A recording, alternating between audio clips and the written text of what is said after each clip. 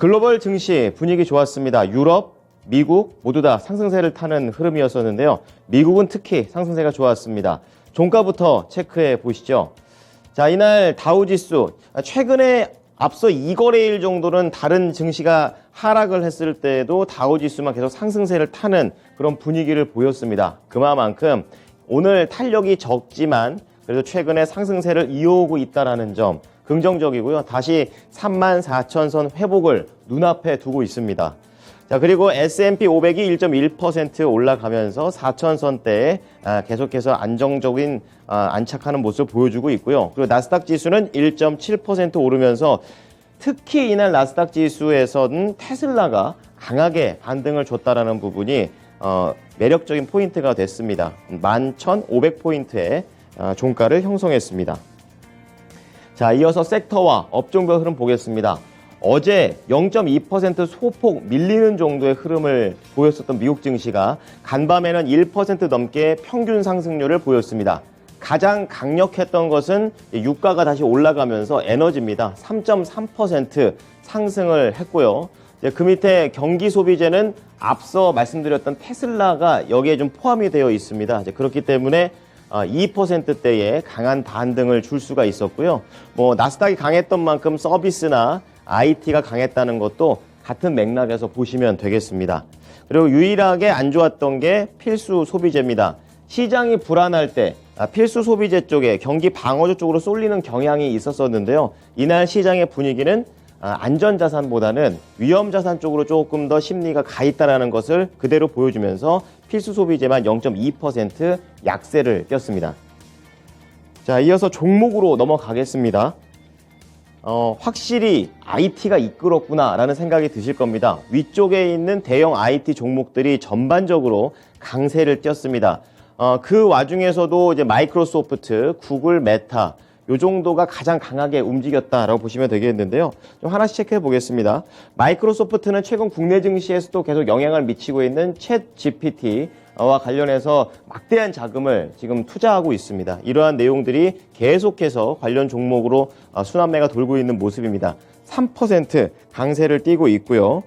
그리고 구글 같은 경우에는 소송 악재가 있습니다. 반독점 소송이 있다라고 제가 수요일 날 말씀을 드렸었는데 지금 계속해서 이 소송은 진행 중이지만 시장의 분위기에 조금 더 움직이면서 경기 회복에 대한 그런 수혜를 좀 더 느끼고 있습니다. 그리고 그 밑에 있는 메타 플랫폼스는 무려 4% 이상 상승을 했었는데요. 여기에는 포함이 되어 있지만 챗 GPT와 관련된 종목 중에 버즈피드라는 종목이 간밤에 그야말로 폭등을 하는 그런 모습을 보여줬습니다. 그 회사가 메타 플랫폼스하고도 이 챗 GPT와 관련된 이 오픈 AI 소스를 좀 공유할 수도 있다라는 가능성이 언급되면서 메타 플랫폼스가 강하게 상승을 했고요. 상대적으로 조금 덜 올랐지만 그래도 애플도 잘 갔습니다. 1.4% 올라갔습니다. 구글 효과를 보고 있는 건데요. 이제 반독점 소송이 진행된다라는 게 반사수혜로 애플한테도 영향을 미칠 수 있다라는 분석 기사가 나오면서 이날 상승을 했습니다. 자, 그리고 대표적인 성장주들 흐름을 좀 보게 되면 단연 테슬라죠. 이날 기술주들의 심리를 완전히 회복하게 만들어준 종목입니다. 10% 그야말로 급등세를 보였습니다. 하지만 여태까지 떨어진 걸 생각해 보면은 아직까지도 가야 할 길이 많습니다. 그래도 이렇게 테슬라가 어제 말씀드렸던 실적이 잘 나왔던 게 본장에 이렇게 반영되면서 포드, GM 다른 종목들한테도 긍정적인 역할을 하는 흐름이었습니다. 자, 세 번째로 보실 것은 반도체입니다. 이 사이에 위치가 되어 있는데요. 필라델피아 반도체 지수가 어제 약간 고개를 들더니 간밤에는 조금 더 상승 탄력을 강하게 키워내는 모습이었습니다. 그래서 오늘은 상승한 종목이 압도적으로 많이 보이는 내용인데요. 아직까지도 텍사스 인스트루먼트는 실적 그리고 업황에 대한 부진이 이어지는 흐름입니다. 0.5% 하락에 그쳤고 다른 종목들은 다 상승을 했습니다. 엔비디아가 2%, 마이크론 테크놀로지도 그 비슷한 상승세를 보여줬고요. 이날 반도체 관련된 종목 중에서는 인텔을 보셔야겠습니다. 장중에 1.3% 올랐습니다. 하지만 시간 외에 실적 발표가 부진하게 나오게 되면서 현재 8% 넘게 급락하고 있습니다. 오늘 국내 증시에도 이러한 부분들이 연결될 것으로 보이는데요. 자, 지금 인텔이 4분기 부진한 실적을 냈습니다. 매출이 140억 4천만 달러, 주당 순이익 0.1센트밖에 안 됩니다. 모두 다 시장의 예상치를 하회하는 그런 실적이 되겠고요. PC 판매가 부진하다라는 점, 그리고 생산 문제까지 겹치게 되면서 이날 4분기 실적이 안 좋다라는 내용을 보여줬습니다. 자, 다음은 헬스케어 체크해 보겠습니다. 지금 특히 제약주들이 많이 좀 밀리는 모습이었는데요. 이 경기 방어주 성격을 띠고 있는 종목들이 하락한 것과 비슷한 맥락으로 보시면 되겠습니다. 시장이 불안할 때 헬스케어 쪽에 자금이 들어가게 되면서 시장의 하단을 막아주는 그런 역할을 해왔었는데요. 간밤에는 이러한 투자 심리가 좀 더 위험자산 쪽으로 가고 있다라는 것을 좀 방증하는 내용입니다. 존슨앤존슨, 일라일리, 에브비 이런 종목들이 전반적으로 약세 정도 흐름을 띄는 모습을 보이면서 약간은 차익 매물이 나왔습니다. 자, 필수 소비재는 조금 더 세부적으로 보게 되면은 식음료 쪽에서는 괜찮았고 약간 중요도가 떨어질 수 있는 뭐 담배 같은 기호식품, 뭐 밀키트, 그리고 뭐 생활용품 이런 종목들은 약간 밀리면서 차별화되는 장세를 보였습니다. 월마트가 비교적 약보합으로 선방했고요. 코스트코가 1.5% 상승, 타겟도 1% 이상의 상승세를 보였습니다. 하지만 뭐 프록트앤갬블이 0.4% 밀린다든지 아니면은 펄프 회사죠. 킴벌리 클락슨 같은 경우에는 1% 이상 하락을 하게 되면서 상대적으로 분위기가 달랐습니다.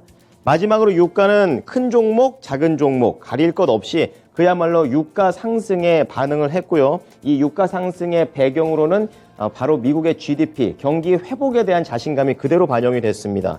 엑손모빌, 쉐브론 텍사코 4%대의 급등세를 보여줬고요. 그 옆에 있는 작은 코노코필립스, 뭐 이오지 리소시스, 슐럼버거 이런 종목들도 전반적으로 3, 4% 밀리지 않게 되면서 강세를 띄었습니다. 자, 첫 번째 특징주 보시죠. 자율주행하면 생각나는 종목 모빌아이입니다. 실적이 잘 나오면서 주가도 강세를 띄었습니다. 물론 장중에 변동성이 좀 컸습니다. 5.9% 오르면서 35달러, 36달러 근처까지 올라가는 내용인데요. 4분기 매출이 5억 6,500만 달러, 주당 순이익 0.27달러, 모두 다 시장의 예상치를 만족시켜 줬습니다. 이 호실적의 배경으로는 전반적인 이런 시스템 가격 단가가 올라가게 되면서 4분기 실적을 잘 낼 수 있었다 얘기했고, CEO는 특히 매출이 전년 대비 59% 올랐다라는 것을 좀 더 강조하게 되면서 이제 시장의 업황이 바뀌고 있다라고 자신감을 내비치기도 했습니다. 모빌아이 이날 강세로 거래를 마쳤습니다. 자, 두 번째 특징주 라스베가스 샌즈입니다. 카지노주인데요. 실적은 안 좋았습니다. 그럼에도 불구하고 6%나 강세를 띠고 있고 최근에 리오프닝에 대한 그런 수혜를 받으면서 올라가는 흐름을 보입니다. 60달러 근처까지 올라가고 있는데요. 4분기 매출은 11억 1,700만 달러, 주당 순이익 0.19달러, 모두 다 실망시킬 수 있는 그런 예상치 하회하는 내용이 되겠습니다. 하지만 카지노로 유명한 게 마카오 지역입니다. 이쪽 지역에서 방문자 수도 늘고 그리고 게임에 대한 이런 배팅 볼륨도 늘고 거기에다가 소매 판매까지 상당히 개선됐다라는 소식이 나오게 되면서 시장에서는 당장 4분기 실적보다는 앞으로에 대한 미래를 좀 더 지켜봤습니다. 58달러 37센트에 거래를 마쳤습니다. 자, 이어서 미국의 현지 연결해 보도록 하겠습니다. SH 인베스트먼트 김선영 연구원입니다. 연구원님, 안녕하세요. 네, 안녕하십니까? 네. 자, 이날 뉴욕 증시 상승세 좋았습니다. 또 테슬라도 아주 강하게 반등을 줬는데요. 시장 분위기는 어땠나요? 예, 미국 경제의 연착륙 기대감과 테슬라의 10% 넘는 주가 급등에 힘입어 오늘 뉴욕 증시는 3대 지수 모두 강한 상승세를 보였습니다.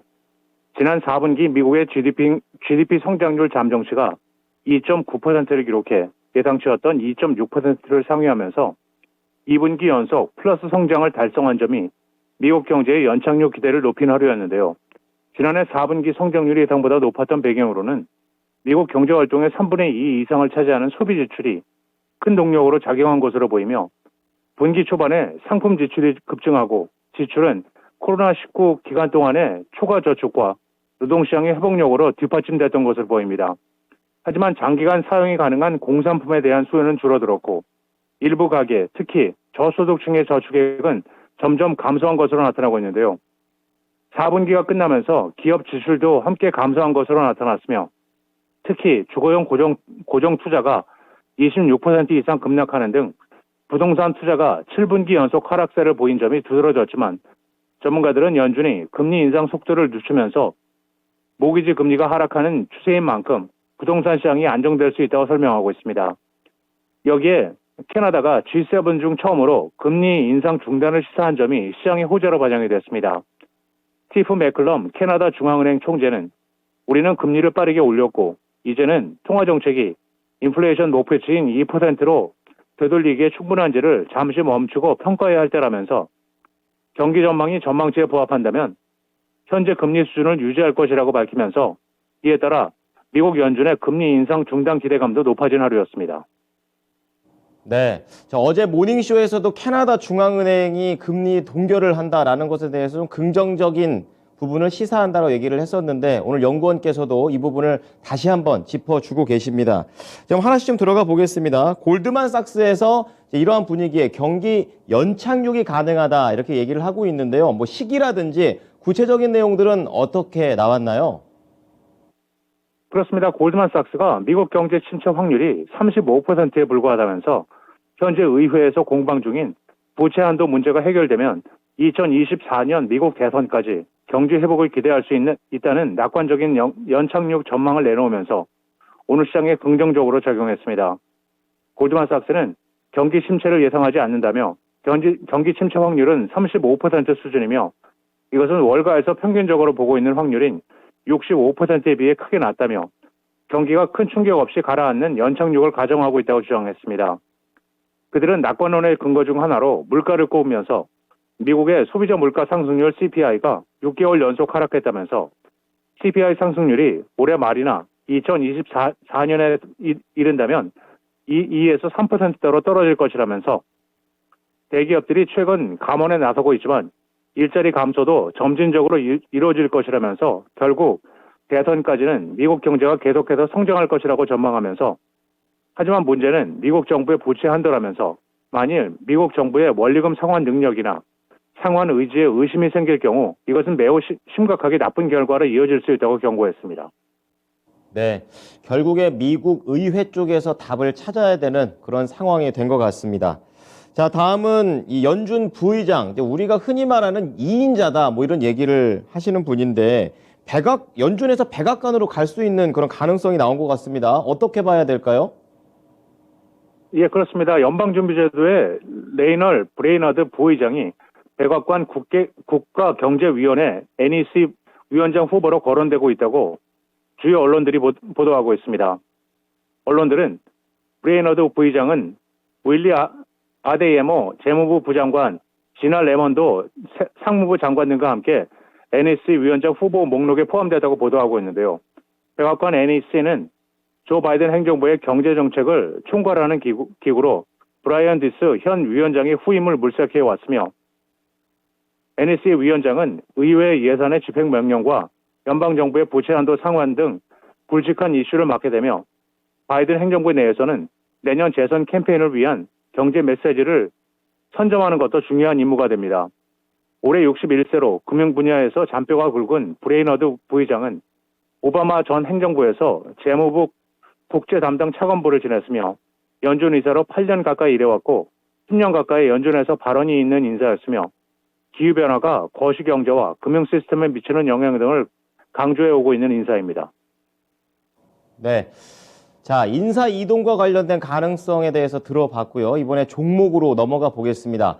오랜만에 가상화폐 거래소와 관련된 코인베이스 체크해 볼 텐데요. 벌금 소식이 있습니다. 왜 그런가요? 예, 네덜란드 정부가 325만 5천 유로의 벌금을 부과했다는 소식에도 불구하고 미국 최대 가상화폐 거래소 코인베이스의 주가는 오늘 강보합세로 거래를 마쳤습니다.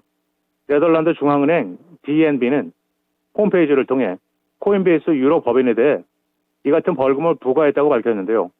네덜란드에서 가상화폐 거래 서비스를 제공하려면 관련 법에 따라 금융당국의 정식 등록 절차를 거쳐야 하지만 코인베이스가 이를 이행하지 않은 채 운영한 것으로 파악이 됐고 DNB에 따르면 코인베이스 유로 법인은 2020년 11월 15일부터 정식 등록을 하지 않은 거래소를 운영했으며 등록은 지난해 9월에야 이루어진 것으로 알려졌고 코인베이스는 이번 DNB 결정에 불복해 이의 신청을 검토하고 있다고 밝힌 바 있습니다. 자, 그럼 내일 발표될 경제 지표 그리고 실적 발표 일정은 어떻게 예정되어 있습니까? 예, 마지막으로 내일은 상무부의 12월 PCE 물가지수가 발표되며 시장 예상은 전달 대비 0.3%, 전년 동기 대비 4.4%의 상승이며 이어 미시간 대학의 1월 소비자 태도지수, 전미부동산 중개인협회 12월 잠정주택 매매, 즉 펜딩 홈 세일스가 발표되고 다우지수의 구성 종목인 쉐브론, 어메리칸 익스프레스를 시작으로 차터 커뮤니케이션스, 위썸트리, 오토리브 잉크, 콜게이트 파멀리브, 부스 알렌 해밀턴, HCA 헬스케어, 젠덱스 코프, 프로비던트 파이낸셜, 그리고 로퍼 테크놀로지스가 지난 분기 실적을 발표합니다. 네, 지금까지 SH 인베스트먼트 김선영 연구원이었습니다. 한 주 동안 고생 많으셨습니다. 네, 감사합니다. 자, 이어서 유럽으로 넘어가겠습니다. 유럽도 상승을 했습니다. 하지만 미국 증시만큼 강하게 올라가지는 않았습니다. 종가 보시죠. 다우지수, 그리고 닥스 지수, 그리고 프랑스 캐크 지수, 그리고 영국의 푸츠백 지수 거의 다 한 0.5%를 전후한 상승세인 것이고요. 특별히 뭐 강한 재료가 나왔다라기보다는 어제 말씀드렸던 독일의 이 기업 환경 지표, 그리고 PMI 지표가 개선됐다라는 점이 경기 침체에 대한 걱정을 줄여주게 되면서 2거래일 연속으로 뉴욕 증시를 상승시켰다는 게 시장의 분석이 되겠습니다. 자, 그리고 상품 시장 넘어가겠습니다. 유가가 80달러 넘겼습니다. 81.17달러. 미국의 GDP가 잘 나오니까 앞으로 유가도 많이 기름도 쓸 것이다라는 그런 관점에서 1.3% 올라갔습니다. 그리고 같은 에너지 속에 속해 있는 천연가스는 유가가 상승하는 것과는 반대로 계속해서 하락세를 보이고 있고 매일매일 연일 최저점을 경신하고 있는 흐름 체크해 보시죠. 자, 그리고 구리가격 보겠습니다. 역시 경제가 살아난다고 하면 구리도 살아납니다. 0.5% 오르면서 9,367달러 거래를 마쳤고요. 확실히 달러가 강세로 전환을 하게 되면서 안전자산인 금값은 밀립니다. 0.6% 조정받았고요. 마지막으로 10년물 국채금리 수익률도 4.2bp 소폭 제한적인 상승을 보이게 되면서 연준이 2월 FOMC 때 무엇을 얘기하는지 좀 더 지켜보는 관점입니다. 3.5%대 거래를 마쳤습니다. 지금까지 글로벌 증시 마감 시황이었습니다.